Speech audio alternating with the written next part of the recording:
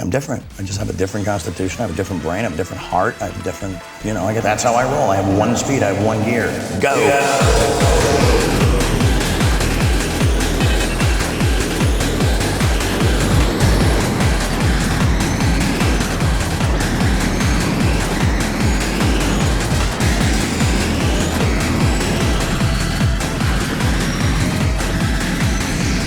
Nintendo, Sega, eat your heart out. It's over. It's over. F-Zero can now retire. I finally got what I've always wanted. It only took 20 years. Now, before I continue this video, I want to temper expectations. This is a demo. This demo is more than likely a very early build of the game since it wasn't part of the Steam Next Fest. A lot of the full game functions are turned off in this demo. This demo seems to be showcasing the most important thing in any racing game: speed. But it also boasts music, characters, and tracks. When I say that F-Zero can retire, I mean it. After playing this game, I am fully confident in this dev and that he can pull it off. Though this game is still being made, I can see its full potential and how it's all gonna work. I also want to say yes, I know about Aero GPX. Yes, I've played the demo. No, I'm not interested in it. It's not an F-Zero GX game. Aero GPX is made for people that want an upgraded version of F-Zero X, and I'm happy for those people because they're getting something amazing. But I myself am a GX fan, and the indie graphics from that game don't match GX.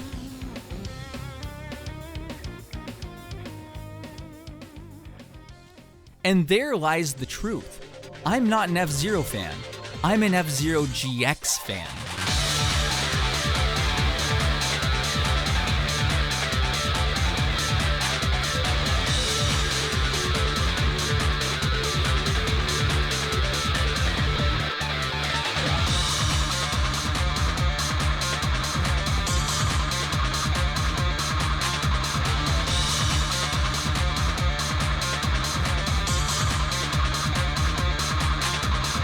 I guess that means I don't really care about Nintendo's F-Zero, but I do care about Sega's. That's right, if you didn't know, AV, a sect that was Sega, are the ones that made F-Zero GX for Nintendo. One of the greatest racing games ever to be created wasn't even made by the same people that hold the IP rights to it. Now that's irony. But of course they put out one of the best racing games of all time. The team was so strong, and it was led by Toshihiro Nagoshi. You want to know why F-Zero failed so badly, and why it became a financial burden to Nintendo? Well, it's because of Nintendo. They made stupid decisions. Play stupid games, win stupid prizes. From releasing GBA games of F-Zero when they just announced the 3DS, to releasing F-Zero GX 2 months before Mario Kart was coming out. They're the ones that caused the loss of sales themselves. These business decisions are so stupid, it almost seems like self-sabotage. Now, I'm gonna be real with you. I didn't even know what an F-Zero was until F-Zero GX came out. That means I didn't know this franchise existed until the GameCube era. But you know what game I did know about? Welcome to Mario Kart. Mario Kart. And if I was a betting man, I'd bet there's a lot of other people out there just the same. Look, it has Mario. Everyone loves Mario. What Nintendo did to F-Zero is shameful. And what they did to F-Zero 99 is even more so. Sure, have a good time with it. Enjoy it. While you can. You see, F-Zero 99 is just another throwaway game. Eventually, it will be lost to time when it is no longer popular. You see, there's no risk to making these games because Nintendo's already got your money through your paid subscriptions. That's the only reason that this F-Zero exists at all. And that right there is why it's a slap in the face. No, Nintendo is too much of a coward to actually make a new F-Zero because they're afraid of F-Zero, both financially and creatively. Just by looking at Nintendo's quotes, you can tell they're intimidated by F-Zero GX. Take that!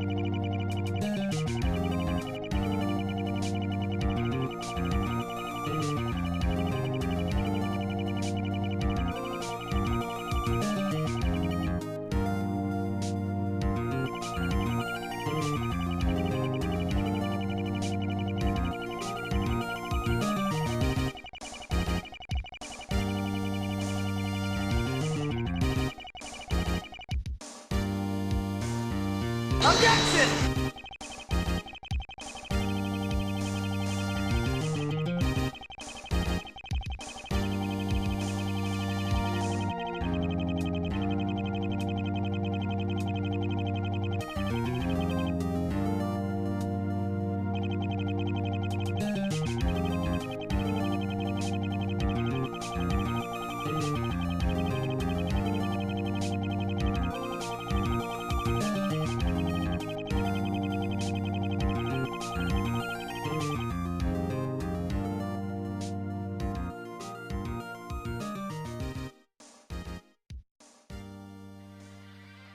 Of course, Nintendo doesn't think they can make anything better than GX, because GX was made by the masters of arcade and speed.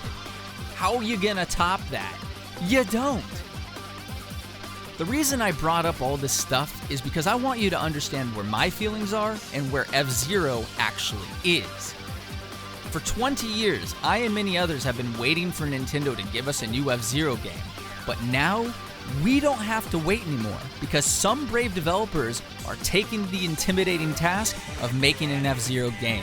Sure, there have been games like Wipeout, Redout, and Fast RMX, which I've heard are all fun, but when I look at them, they don't remind me of F-Zero. They remind me of pod racing. Now this is pod racing. I haven't played them, so I wouldn't know, but they just don't seem like F-Zero. You see, F-Zero is about speed, timing, precision, risk, skill, danger, adrenaline, difficulty, and brutality. It's a fast-paced, in-your-face racing game with high stakes. Your health bar is your boost, meaning you gotta decide when the right time to boost is. Hearing the roaring of the jets from the other ships behind you fills you with panic and haste, and if you let it get to you, it can end your run. You gotta stay calm, you gotta stay focused, and you gotta keep boosting. Playing F-Zero GX is a rush. That's why people love the game, because there's nothing else like it. It's also packed with content you wouldn't believe. I could honestly leave a lot of the content behind because it's pretty cringe and half-baked, but the attention to detail in this game is impressive. I mean, when you save Jodie in Chapter 5, she's right there in the cockpit with you. You can also see your little racer dude inside the ship turning the wheel. And I love how the head spins when you do a spin attack. F-Zero GX truly is one of the best games ever created. Thank you, AV, for something truly special and unique. From the bottom of my heart, thank you.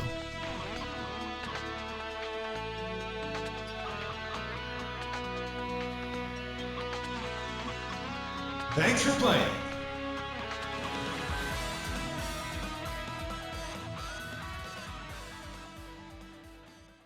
With all that said, why do I believe that this developer, Lake Feppard, can make anything remotely as amazing as F-Zero GX? Well, that's because he's already put Sega in its place before. This guy got so tired of bad 3D Sonic games that he decided to say, "Fine, I'll do it myself."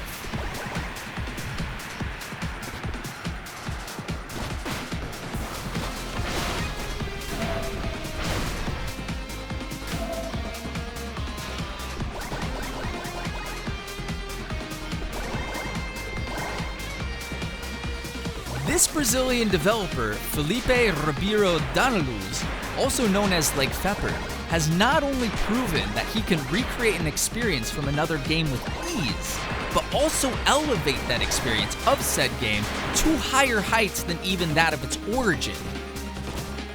Spark the Electric Jester 3 is more than enough evidence that this developer is powerful. No 3D Sonic game can even compare to the quality of this man's work. He not only knows what makes a game fun, but also understands the fundamentals to making something feel fast and fluid.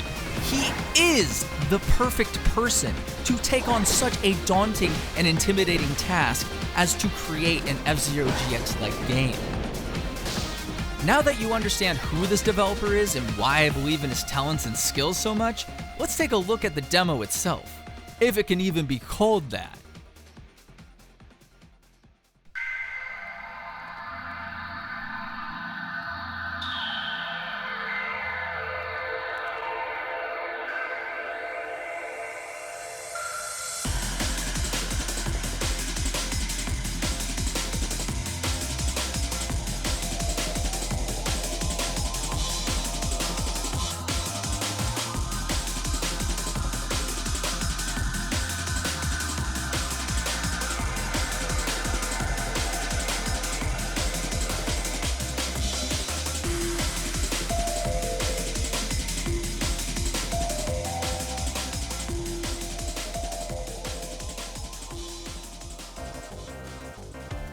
This motherfucker is out here seriously calling this thing a demo, when in reality, it's a whole ass game. 40 minutes worth of content here. That's 40 minutes worth of tracks and 40 minutes worth of tracks. To put this in perspective, F-Zero GX is around 2.5 hours worth of racing content. And remember, that was a AAA company. With that said, the only available option to play at this time is arcade mode. But look at that teaser. Look at that teaser. If you know, you know. And I am excited for that. But for now, let's just focus on arcade mode. In arcade mode, you can do one of three things. You can race in a cup, you can race in a single track, or you can improve your skills and speed in time attack mode. Pick your mode, pick your difficulty, then pick your character. You've got 7 characters to choose from in this demo, and they're all actually pretty diverse. You've got a black guy, you've got the token black guy, the furry, Miss Invisible, an actual uncle, a lady with some serious Ramona Flowers vibes, and my favorite, the skeleton astronaut. While diverse in appearance, they're also diverse in the way they handle in the game. Shell is basically Blue Falcon. He can turn easily, has good speed, can boost well, and is a great ship all around to begin with. Vespa plays kinda slippery. She turns and slides at the same time. She's fast and her boosts are powerful, but the slippery turns can be unruly. The Survivor isn't good with turns. but what he lacks in turns, he makes up in raw speed, boost, and power. I actually really love playing as the survivor because it's so much fun to let go of the gas, turn hard on the track because you turn harder when you aren't accelerating, hit the gas and then punch that boost. The sound effect is really satisfying.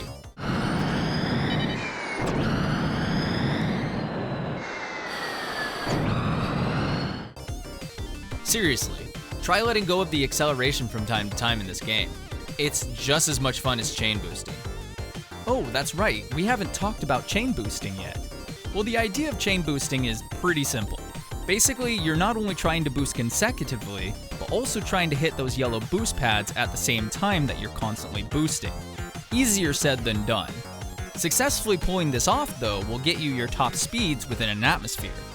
The more boosts you do in succession, the more overboost you get, meaning you can get even more powerful boosts indicated by this red line.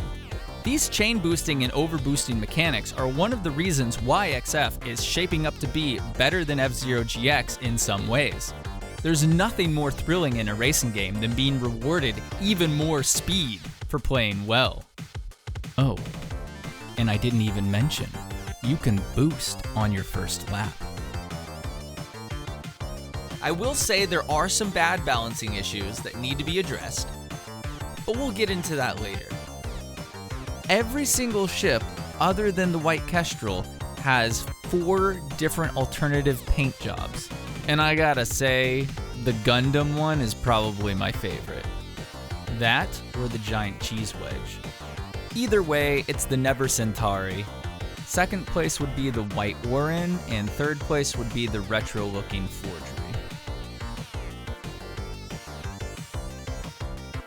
Now that we've seen the wide variety of paint jobs, let's take a look at the tracks. In this demo, you don't just have 3 or 4 tracks to choose from. You get 13 tracks. That's 3 whole cups worth that you get to race in, and the tracks are just as diverse as the characters. You've got half pipes, full pipes, vertical pipes, rough terrain, loop-de-loops, snow, lava, and they even added space. When you're out in space, Nobody can hear you scream. When you're out in space, the gimmick is that you can't use your boost. You might be thinking, can't use the boost? That sounds lame. But it would be you that is lame for even thinking that, because this developer is clever. While you can't boost out in space, you can perpetually get faster. So long as you don't hit the sides of the track, you can go as fast as you want. In theory. Right now, the game is capped at around 3,000 kilometers, but that's still really fast, and the space tracks are insane. The littlest tiny direction on your controller sends your ship flying into the wall. You literally have to barely tap the analog stick little by little, just making tiny micro adjustments back and forth in order to keep your speed. It's fast, it's crazy, and I absolutely love it. And that's not the only gimmick of space. Check this out.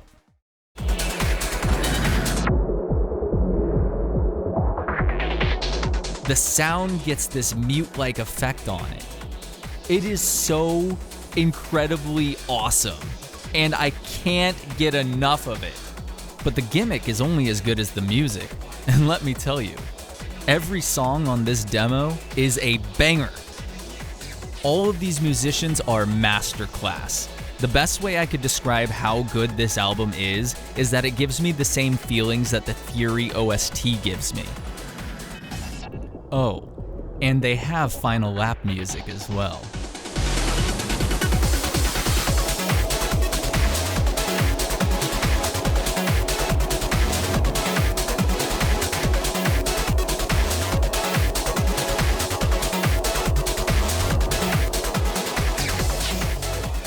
It's little details like this that make something good to something great. One of the things I love about this game is that it truly is a love letter to F-Zero GX. If you look at Shell and his ship, the White Kestrel, you'll see that the ship is dangerously close to being the Blue Falcon.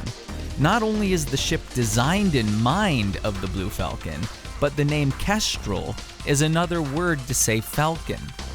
So basically, the ship is called the White Falcon. You also have at least 2 songs in the album giving homage to F-Zero GX as well. Hey! Listen!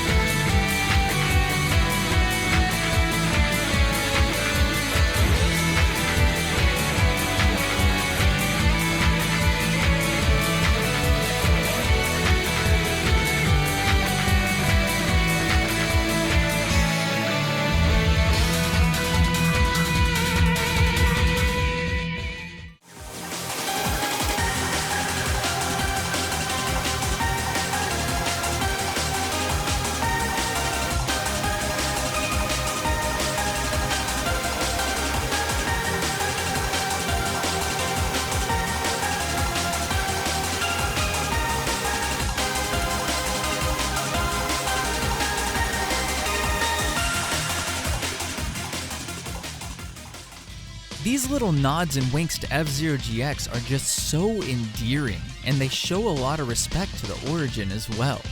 Apparently Lake did this with Spark 3 also. It's just little things like this that give me that much more respect and appreciation for this developer. Extreme Formula is unapologetically fast, and it's everything I've ever wanted in a game like this. With that said, though this game does feel like a full game in a lot of ways, you can tell it's unfinished. If you look at the HUD, you'll see all sorts of tiddlywags and boobly boops, and in this demo, they don't do diddly squat. Though they don't do anything at this time, that doesn't mean we can't get a good idea of how they're going to work in the actual game. Pretty much the way I see it is that this is going to function a lot like F-Zero GX, just more technical and a little bit more realistic.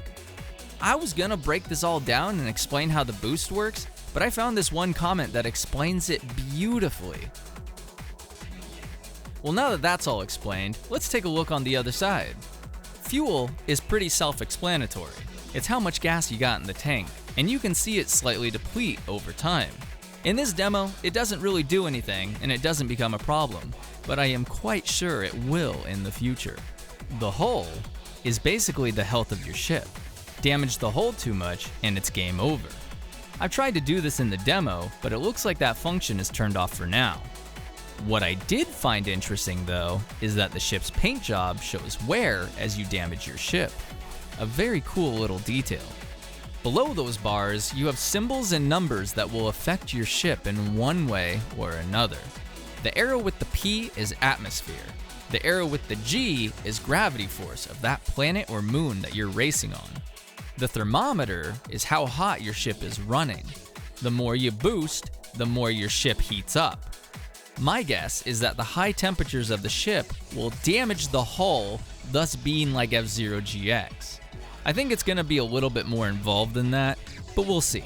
The water droplet I would believe represents moisture, but I'm curious to see how that will affect the ship. The snowflake symbol represents cold, and my guess is if the ship gets too cold, it will constrict its capabilities in some way. The last set of symbols is actually really cute. It's your turn signals and your headlights. If you didn't know, all the ships have those. I don't know if this is gonna be in the full game, but I appreciate it being here right now. Speaking of things that I appreciate, I love that the developer added not only kilometers, but miles per hour on the speedometer. A very classy move. The battle mechanics of this demo are pretty much non-existent. You don't have any aggressive side slams like you do in F-Zero, but you do have that one spin attack. Just because it's not here in the demo right now doesn't mean it's not going to be in the full game.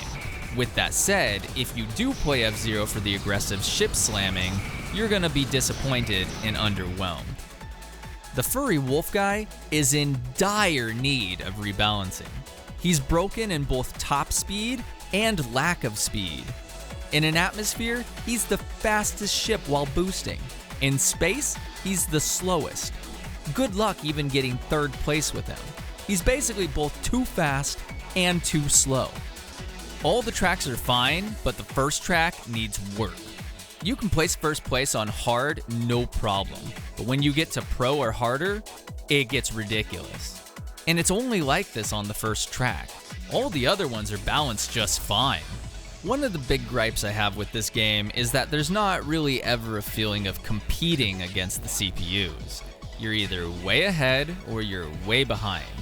The way the AI works right now is that they're programmed to finish at certain times depending on the difficulty, and it's very obvious.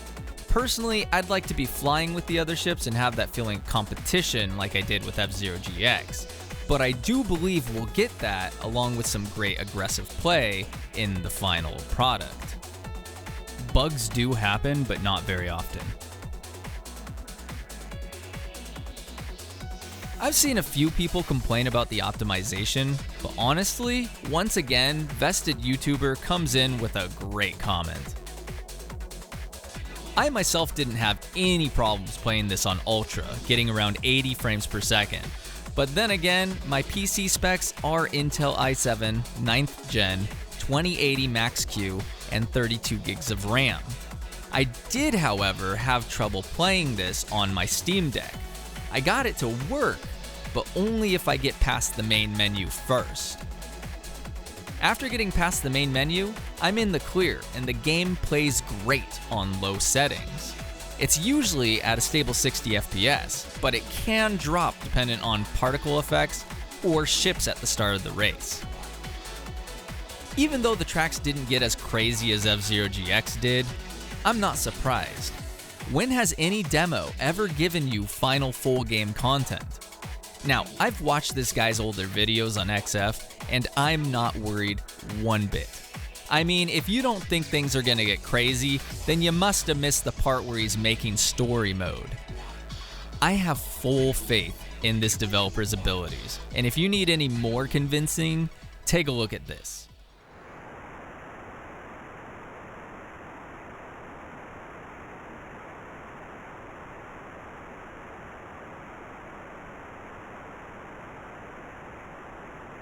This is what you're met with before you play the last level of Spark 3. This warning is no joke. The journey is long and arduous, but it's one of the best experiences I've had in gaming. The build-up alone is such a beautiful detail that adds psychological weight to the experience. Like I said, playing both of these games, I am more than confident that this developer will deliver. With that said, I'm honestly surprised to see this game coming out at all, because only 7 months ago, the developer had this to say in a Q&A stream. Just curious, we've seen so many of your prototypes and demos for a potential racing game. How come none of them got off the ground and became a full game? Technical reasons? Yeah, so you know how in Spark, when you have the car and you hit a wall and you flip over? Yeah, that's why the game didn't get made. I can't have a full racing game with like the mechanic just make the car flip like that all of a sudden. The game has to work. Guys, I just started development on this new XF. I don't know if I'll go through with it. I might. I don't know. The future is a complete unknown for me right now. And I really can't say. He didn't sound very confident, and yet he put out one of the best demos I've ever played. This guy has been working on XF for quite some time, and he's been experimenting with a lot of different ideas. Personally, I'm glad he decided to go with the anti-gravity theme, but humble beginnings should be appreciated, so I'll put a link in the description for one of his older builds. While playing Spark 3, I noticed that the glass on the car is transparent, while the XF Beta wasn't. So I'm wondering if we're gonna get the same kind of upgrade in XF. Personally, either way is fine because I'm glad we just have a game that's close to F-Zero GX at all. A few things I hope to see in the full release of this game is track replay, hearing the jets from the ships roaring behind me, having rivals, a leaderboard, cutscenes, and interviews. One of the great things that GX knew how to do well is create this feeling of tension while racing, and I hope that Lake creates that feeling as well. I don't want to put too much pressure on this man, as he is a single developer, but I also fully realize the potential of his capabilities. Even looking at Spark 2 compared to Spark 3 is just a night and day difference in polish and quality. As I've stated before, I have full faith in this independent developer, that he can deliver something that can once again eclipse another franchise. Time will tell, but everything is already looking very promising from the demo alone. Looking at everything as a whole, I'd say this was the perfect choice and the perfect time to release this demo. F-Zero 99 was like a slap in the face to many F-Zero fans, and this demo coming out at the time it did couldn't have been any better. I don't really have a lot of faith in Nintendo fanboys, or any fanboys for that matter, but I'm sure some of them will see this gem of a game and know that they don't have to wait for an F-Zero anymore, because we just got one. Thanks for watching.